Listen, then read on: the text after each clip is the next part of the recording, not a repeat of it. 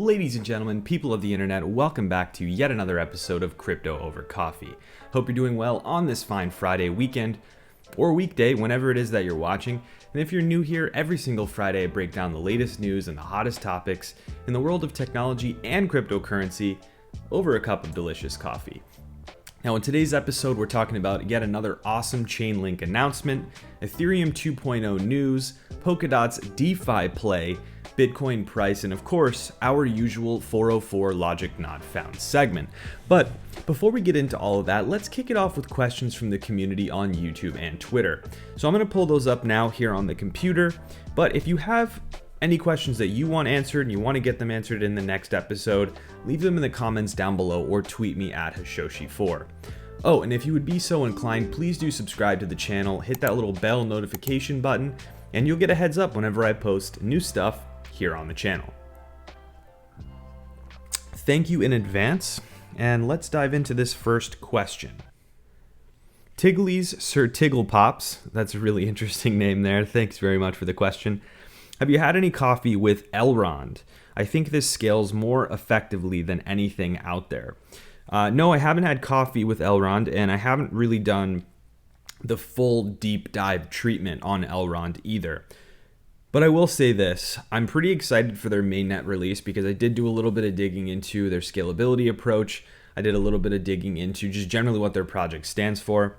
I think it's a really interesting competitor for some of the other networks that claim to have a lot of scalability solutions, like Algorand, for example. And they also have some pretty good exchange support now. Recently, there was an announcement for Crypto.com. You can now get Elrond on Crypto.com. There are a bunch of other exchanges that are starting to take interest in Elrond, so that's definitely good news for the project. And I think next week is when their scheduled mainnet releases for a lot of these features. So we shall see. Maybe there's more Elrond to come on the channel. All right. Antonio Selmaron asks, have you created any dApps? If so, which ones? Quite frankly, most of the dApps that I create are closed source applications, meaning they're built not open source, like I can't share the code with you. I will say that most of the dApps that are built are very much so enterprise oriented or enterprise focused. A lot of them are, let's see how ready we are to move, let's say an application where we're doing login, right? Can we build an authentication mechanism that uses the Ethereum blockchain? Let's do it in a closed environment first. Let's build it out. Let's make it secure. Let's make it fast. And then let's see if we can port it over to the public network. So a lot of the work that I'm doing is setting up applications, decentralized applications as alternatives to traditional systems, and then hopefully moving them towards the public networks in the years to come. But quite frankly, there aren't very many applications that can run on a public network now because there are a lot of constraints. But hopefully things like the baseline protocol on Ethereum, where projects like Unibright are helping make enterprise applications more friendly towards blockchain networks and vice versa, I think that would be very helpful. But in terms of dApps, I'm really a student of the tech. I really love to build code out with different platforms and protocols as they come out.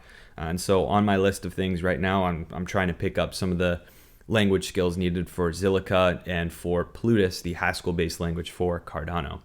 So thanks very much for your question, and I hope to share more code with you guys soon in tutorial format. I do have a Solidity tutorial on the channel, which is a really good intro. If you're interested in that, I'll link it up below. Thank you for your question. Johnny, following up on last week's question, I did answer that one. Thank you so much. Do you think Cardano is currently taking the right approach in order to attract those developers?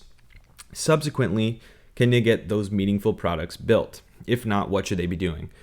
I think they're doing an okay job now. I'm not going to say it's perfect. I think the biggest issue right now is that from the time that they released the Plutus and Marla, like the two language or smart contract playgrounds on their website, to now, it's too much time, right? That too much time has elapsed since the original buzz for the language started spinning up interest. So I think a lot of developers that might have been interested are now not interested because it's been so long. So I think they need to start drumming up interest now before it's ready so that developers are ready to go and really picking up skills and getting sharp with it. When it comes out, they'll be ready to build stuff.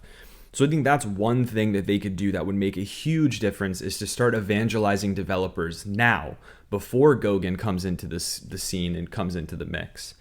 I also think that secondly, they should do grants, which actually they are doing. They did announce a grant program at the Cardano Summit a little while ago. So grants are really helpful to get people to build things. And then I also think that Emergo, sort of the arm of IOHK that builds out products and gets enterprises on, I think they need to start drumming up some interest in the enterprise world as well, because quite frankly, where users might not necessarily understand or use something, if enterprises start building products, they have a lot more money behind them. They can start pushing adoption, and then users of the products of those big companies will start to use this technology as well. So I think those are things that they should be doing. But above all, documentation has to be stellar, and developer evangelization efforts need to be great as well. Tutorials are super helpful to get people up to speed. So there's that. Thank you for your question. Mike Sevilla asks, do you recommend staking coins on a hardware wallet like Ledger? Last time I checked, there's only 3 coins you can stake there. I mean, yeah, the best thing to do is always to have self-custody on a cold storage wallet wherever possible. Some staking networks don't allow you to do that. They can't be cold, especially ones where you have to delegate, right? You have to give your coins somewhere else. You have to lock them up somewhere else. Wherever possible would be my answer. Wherever you possibly can stake coins on your Ledger or on your Trezor or on another wallet, you should definitely do so. But where you can't, try to do it in the most secure way possible. Try to still do it in a self-custody place. Don't just let Coinbase do it for you just because it's easy. Get a mobile wallet or a web wallet with a strong password, and make sure you follow your cybersecurity best practices that we talk about on this channel a whole lot. For example, strong passwords are really great, but if you're not taking care of not clicking on sketchy links and you have a bunch of malware on your computer, you potentially have a keylogger on your computer, that password is moot. And obviously keeping your seed phrases and backup phrases and all of that stuff safe is paramount. So put your seed phrases in a password manager, write them down in pencil, and put them in a safe. Whatever you have to do to keep your stuff safe, you should be doing. And again, self-custody should always be the goal. All right. WebNet Marketing asks, what's the difference other than a lower percentage baking Tezos or baking Tezos on Coinbase compared to doing it through Trust Wallet or in a pool? Is there another way to stake? So yeah, the main difference is that you get a lower percentage, but the second difference is that you are doing 2 things differently. One, you're giving up custody of your XTZ, which I don't ever recommend, and I don't think anyone should really ever do. You should do it yourself, collect the full amount. Even if you're delegating to a pool, you're not going to get the full amount, but still, you're participating in the network, you're doing your thing, and you're holding on to XTZ. The second thing is when you let exchanges bake for you, or in many cases stake for you, you're weakening the security of the network. In my opinion, this could be debated, but let me just explain this to you. In proof of stake networks, your stake is equal to your power in the network in many ways. It's not that direct all the time because there's randomization and things that happen.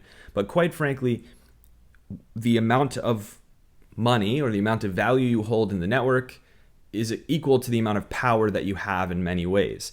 And so the more people that just let Coinbase do it for them are giving Coinbase, who own those keys and own those accounts, undue power in the network.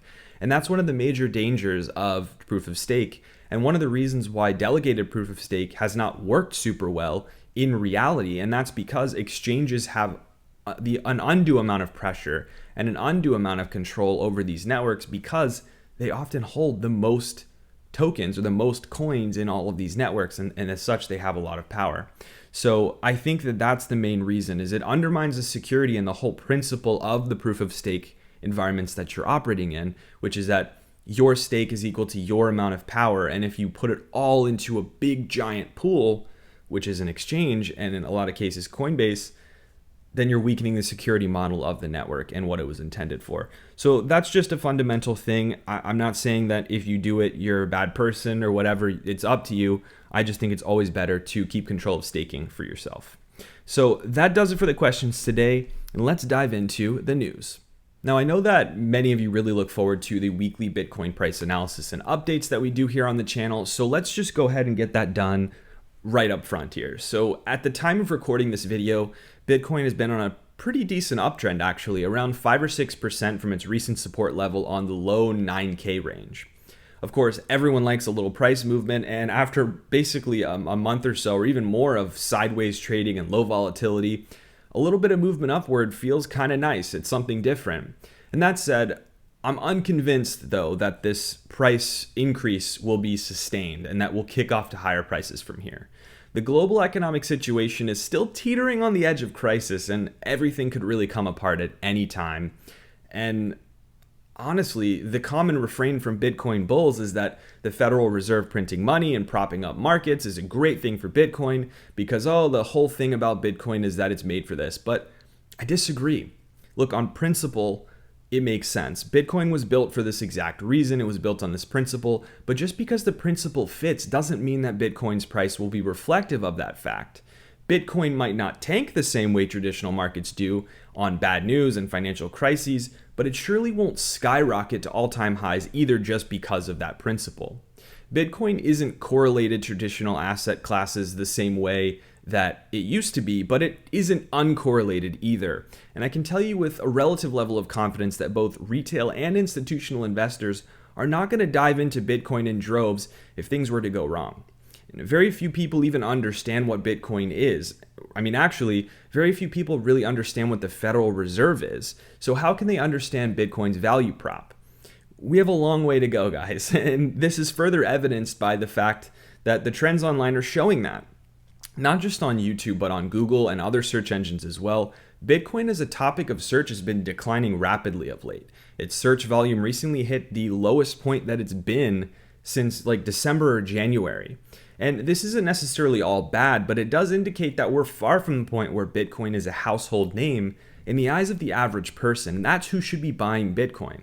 I also see this as a piece of good news as well, though, because after the Twitter hack that dragged Bitcoin back into the national spotlight, in a negative way really, I was worried that searches would be up as people gobbled up the media narrative about Bitcoin being the root of the problem.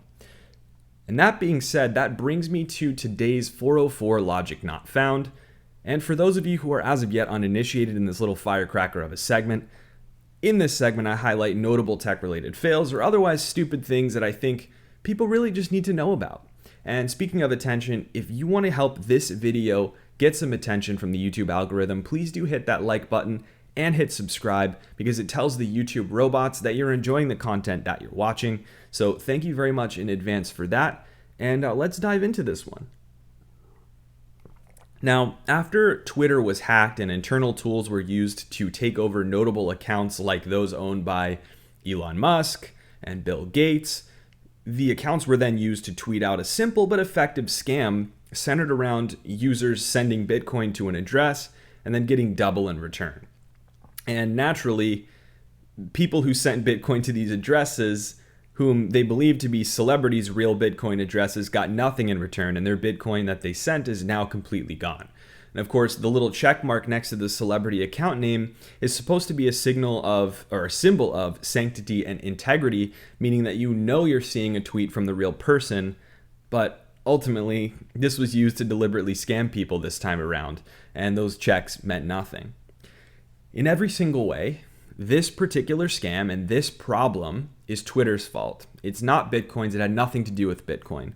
But still, many notable figures and media outlets have taken this opportunity to either imply that Bitcoin is somehow the problem in this equation, or to mislead people to believe the fact that with confusing headlines and all these sorts of things, that Bitcoin had something to do with it. Now, let me make this clear. Bitcoin has absolutely nothing to do with this hack, short of it being the means by which the hackers wished to be paid. And one could argue that Bitcoin's irreversibility, that is a major reason why a hacker would wish to receive it from people, but that's a feature, not a bug, and that's not Bitcoin's fault. The truth is, I don't mean to be rude by saying this, but if you sent Bitcoin to anyone, and I mean anyone that you don't know and expected anything in return, it's your own fault that your Bitcoin was stolen. This is common sense. Your mom and dad probably told you as a kid, don't trust a stranger. Or when it's too good to be true, it's a scam. And anytime you part with something voluntarily to someone that you don't know, you should expect to never see that again, be it physical dollars, digital dollars, Bitcoin, products, really anything. Bitcoin itself was not hacked, but those who seek to undermine it would love for you to think that it has been. And just like the millions, if not billions of dollars stolen from people using physical dollar bills, it isn't the money's fault. It's the platform, the sender, and the hacker who are to blame. 404, logic not found. And the rule of thumb here, for anyone who's wondering, the moral of the story is, don't ever send Bitcoin or any form of currency for that matter to anyone that you don't know, ever. I mean never. And if you do, expect to never see it again. And that also goes for seed phrases because there are lots of those out there. So let's change gears now and talk about Chainlink, which actually is featured on this mug. It's really bright, so you probably can barely see this thing. But anyways, Chainlink has been on an insane tear lately, and there's even more bullish news that's already started sending Link back up again. And it was announced recently that the new Binance Smart Chain, or the next generation version of the currently operating Binance chain, will be integrating Chainlink's Oracle technology along with its smart contract functionality. And as you're probably already aware, blockchains and smart contracts that reside in the world of Web3 are not natively integrated with external data sources in places where you quite frankly get data from. And frankly, centralized data sources themselves are a huge security problem for sensitive applications like DeFi, where millions are at stake. And that being said, Chainlink will be a prime solution for Binance and third-party developers that work on Binance to save time and headaches trying to securely integrate their own data sources or external data sources into their applications. There is, of course, one caveat here. I really do hope that Binance doesn't just use Chainlink's Oracle framework to feed their own price data into their own blockchain. That would be, of course, pretty centralized, pretty backwards, and I don't think it would be very safe in terms of manipulation. But regardless of that, this is another extremely impactful and bullish move for Chainlink. And not to mention that nearly a third of the total amount of Link trading volume already occurs on Binance. It's just great in general. I would expect more updates on the progress of the integration in the next couple months, and I'll be curious to see what, if any, DeFi project or platform is the first to use these new features. Now, speaking of DeFi, the ambitious interoperability network protocol project Polkadot has been in the news lately because several DeFi products have started developing basically out of the woodwork, in my opinion. They're brand new and starting to develop their solutions on the network. And by the way, if you are interested in Polkadot, I wrote a brief explainer about the project in the latest issue of Wealth Mastery's newsletter, which I will link down below if you're interested. Anyway, there are a variety of awesome projects coming to Polkadot, but one in particular caught my attention this week, and that is Stafi or Stafi. I'm not sure how to pronounce it. And that name is simply an amalgamation of the words staking and finance, which is apt in this case given the nature of the project's mission. Essentially, Stafi or Stafi wants to offer users the ability to both stake their cryptocurrency coins or tokens and participate in networks to which they belong, whilst also allowing them to transact and move those coins or tokens freely, so remain liquid. Now, traditionally, staking means you must lock up or hold those tokens in place to reap the rewards and participate. But Stafi is looking to create an environment where these coins or tokens could remain liquid whilst also participating in staking. Now, to do this, the Stafi smart contract or Stafi smart contract is used as a sort of staking escrow, if you will, where you deposit the stakeable funds and then you receive a synthetic token of the same value back from the smart contract that can be transacted freely. Think of this like a synthetic token or a proxy version of the deposited token. So for example, if you drop in XTZ, you'd get out RXTZ that is liquid and freely tradable. Then if you want to get your original coins or tokens out plus any staking revenue, you'd simply exchange those proxy tokens and then you'd get your old ones back. Pretty simplified, but you get the idea. Now, I think this is going to be a fantastic addition to the DeFi space at large, but it will get a lot of people, more importantly, coming onto Polkadot at launch. And especially because there's a native connection between the major staking networks by way of the Polkadot interchain layer, I think this is going to be very, very impactful, even if it doesn't come to Ethereum and other chains super quickly.